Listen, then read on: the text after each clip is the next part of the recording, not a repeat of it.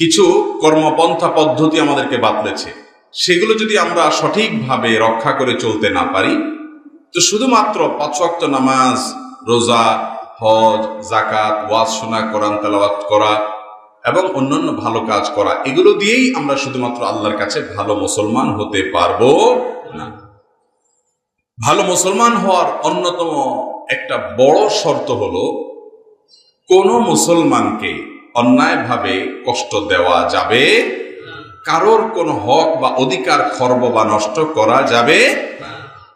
আমরা অনেকে আছি 5 ওয়াক্ত নামাজ পড়ি, মাশাআল্লাহ, তাহাজ্জুদও পড়ি, কিন্তু আরেকজনের হক নষ্ট করি, আরেকজনের অধিকার নষ্ট করি, আরেকজনকে কষ্ট দেই। অন্য মানুষের হক যদি আপনি নষ্ট করেন, আপনি যতই ইবাদত বন্দেগী করেন, আপনি কখনো কিয়ামতের ময়দানে নাজাত পেতে পারবেন না।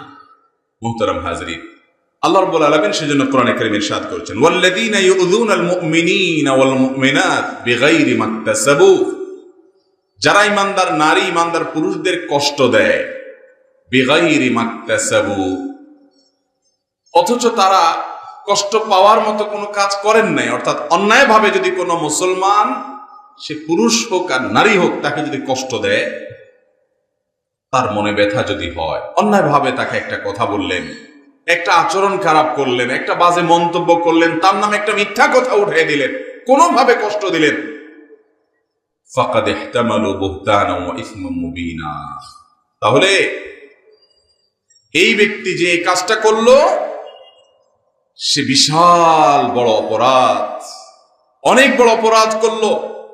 বুহতান এর মধ্যে সে পড়ে গেল এবং ইসমা মুবিনা, বড় অপরাধ করে ফেলল, কবিরা গুনাহ হয়ে গেল। যদি কোনো মানুষের, কোনো মুসলমানের কষ্ট হয় এমন কোন আচরণ, এমন কোন কাজ কেউ করে।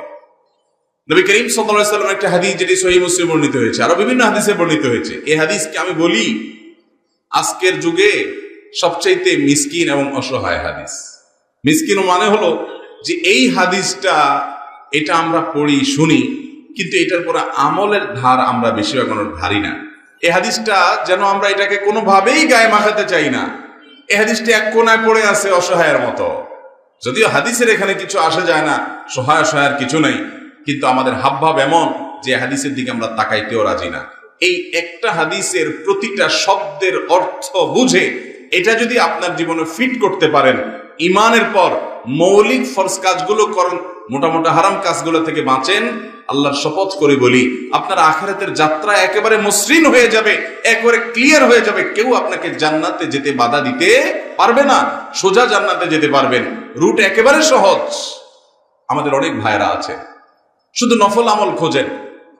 নফল আমল খোঁজা ভালো, নফল আমল করবেন, দরকারও আছে, কারণ নফল আমল দিয়ে ফরজের ঘাটতি আল্লাহ তাআলা পূরণ করবেন। কিন্তু বাবা